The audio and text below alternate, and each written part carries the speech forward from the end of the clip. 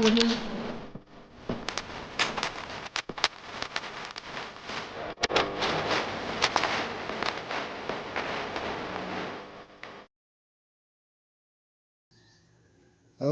good morning, disciples. There are the cashew nuts that we picked the other day. Here's my little buddies. Pikachu, he's the ornery one. Panda, he's the good one. Hello, boys. How you doing? Okay, time for our walk. We'll walk down here to the water first and make sure that it's been turned on. I'll check the tank and see if it's full. This morning, wow, watched a great video, part of the Huberman podcast with Sam Harris, talking about, oh yeah, it's full up, talking about meditation and the Chewy Center in the Tootsie Pop of meditation. Oops. Which is the ability to observe your own consciousness. So everybody has the ability to observe their own consciousness. This is an ornery dog here, always in trouble, pulling out the garbage. Here's this buddy boy here. These two are completely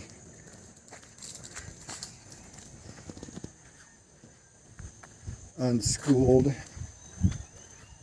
untrained.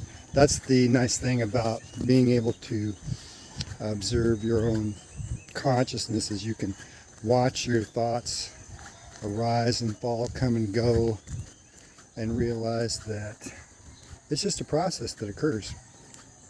And it's the process of our programming. And so I invite you all to please watch Sam Harris's videos on meditation. Here's the water. Yes, it's been turned on, of course. You can tell because the tank is full. I really need some pliers for that, but this works. There we go. If you don't, the water only comes in the evening, like about after 12 o'clock, so that's when we get water supply up here. So it runs from about 12 till 6 in the morning, and now it's just after 6 o'clock.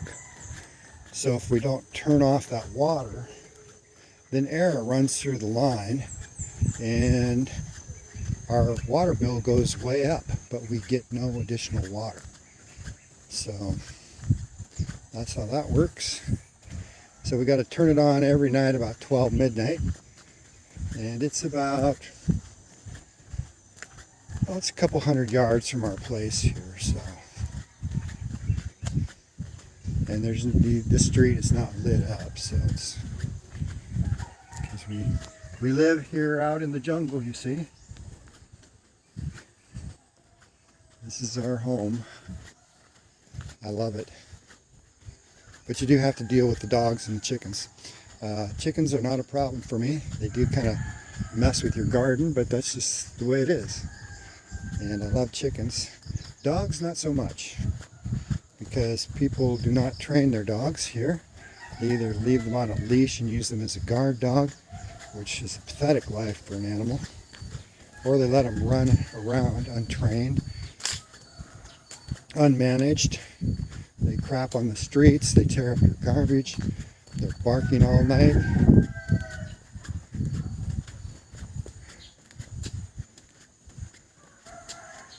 A real pain in the butt. So we'll walk up to the cashew tree again here today. So those people that have the ability to really observe their thoughts arising and falling. The people who meditate become more mindful, and so they're more aware of their surroundings and what they need to do in life. These people are more successful. And so if you want to develop good emotional intelligence and improve your IQ scores, you meditate. You meditate for focus and concentration. I know in the school systems I was always told, when I was a young boy, you have to concentrate, you have to focus. I didn't know how to do that, and the teachers never told me how, or they told me, but they never taught me how. They didn't know themselves. The way you concentrate is you read or you listen to understand. And it takes time to learn how to read when you're little, and it takes time to learn how to listen. Most people really listen only to reply. They don't listen to understand, so that's an acquired skill. They don't read to understand, they read to get their assignments done or to perform or to get an outcome.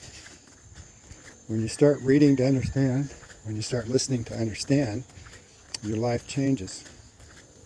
And then you can be more mindful and lift your awareness of the world and yourself.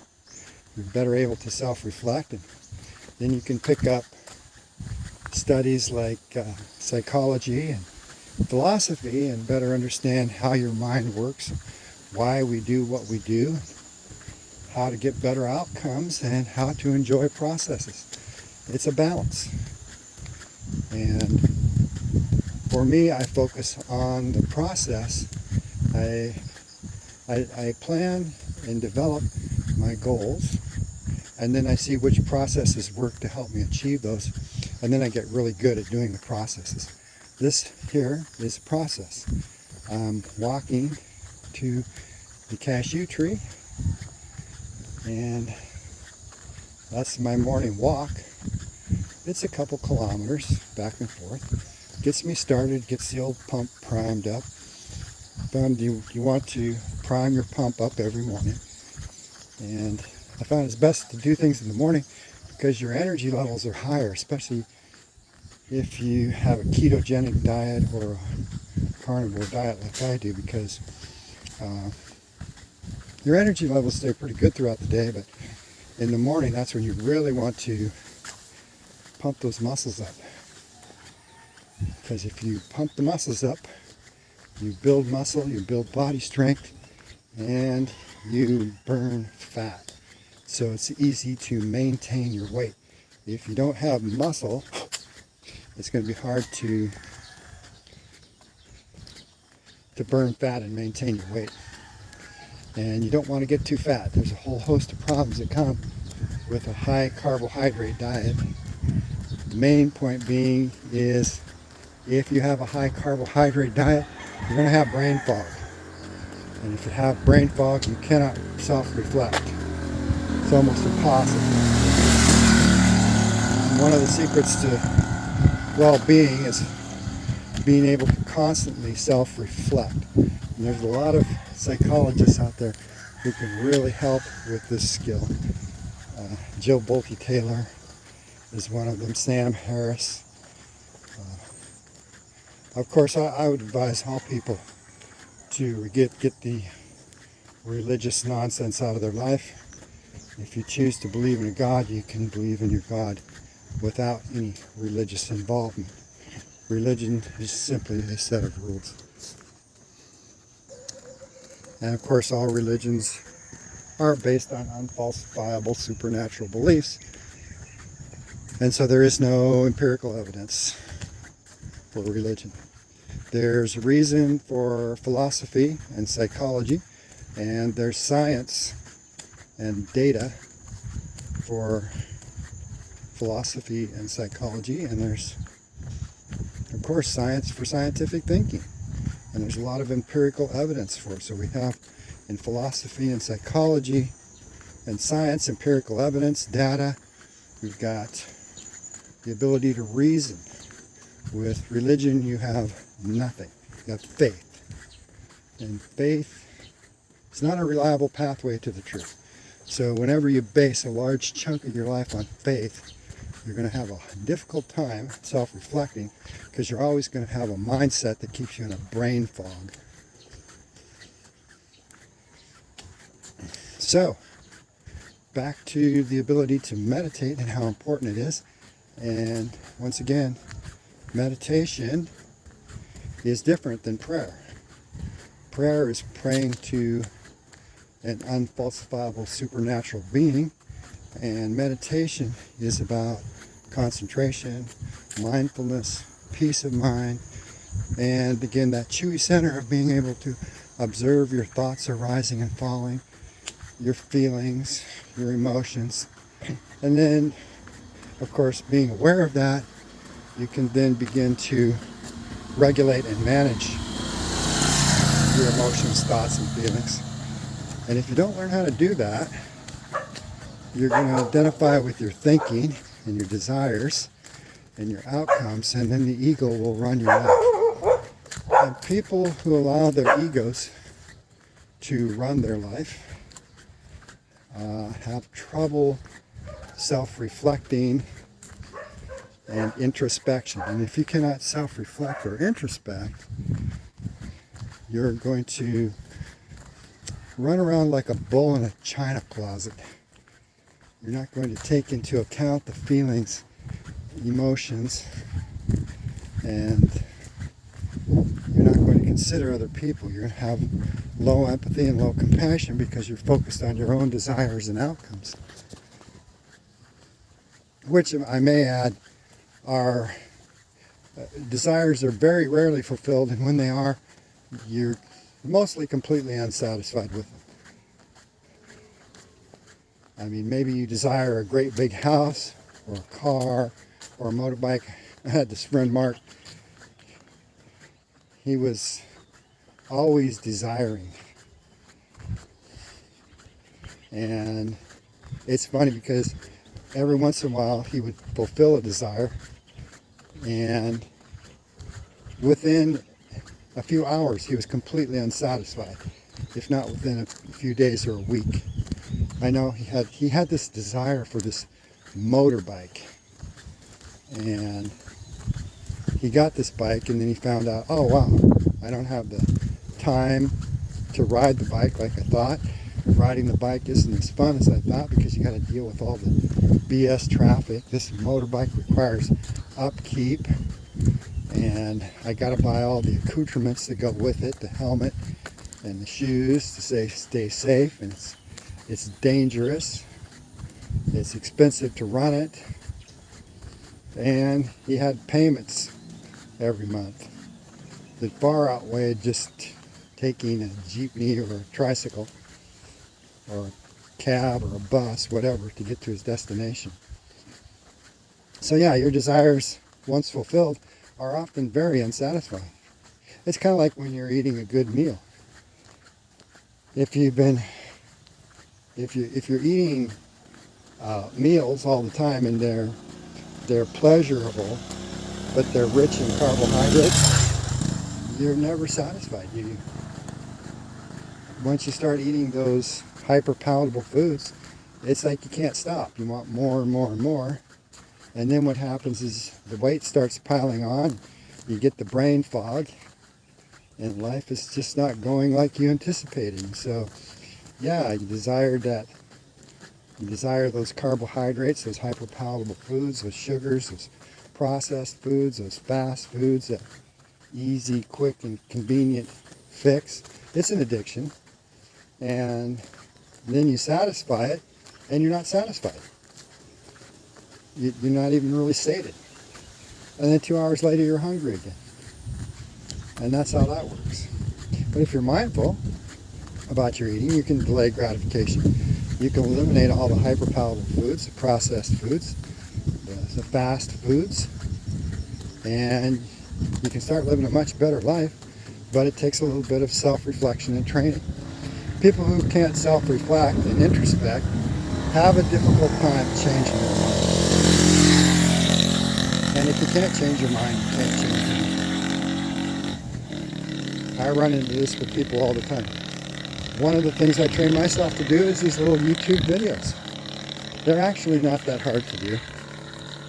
I've made excuses not to do them in the past, but as I practice a little bit, it's easier and easier every day, and I can just talk about my moods and my thoughts and record a little bit of history here, which is kind of fun to do because your history really does create a future if you've got a good history. So yeah, on that note, I would say meditate, get to that Chewy center, learn how to not only observe your thoughts and your feelings and be more mindful and learn how to focus, but also get to the Chewy center of, hey, what's going on here? What is this consciousness thing? Good morning. And here we are to the cashew tree. And I see, oh yeah, there's a big beautiful cashew. And the tree is just loaded. Look at all those cashews.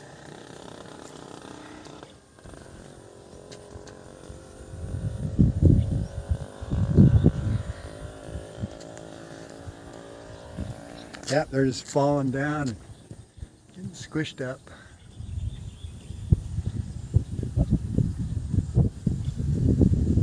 Okay, so it's about 1 kilometer here, and now I'll walk back, and Jen and I will be going down to, we're not going swimming this morning at Villa Feliciana. We're going to go down to our friend's place there in Trece. It's her birthday. I don't know, she's about the same age as Jen, somewhere in her 40s. Her name's Ness. Happy birthday, Ness. And I've heard they got a swimming pool down there, so I'll go swimming there. So on that note, thank you for watching to the end. Please like and subscribe. Tell your friends. Really hoping this YouTube channel becomes successful. We've got 725 or thereabouts subscribers now. We need 1,000 subscribers, so just 275 more subscribers. And we go out and we get these people one at a time.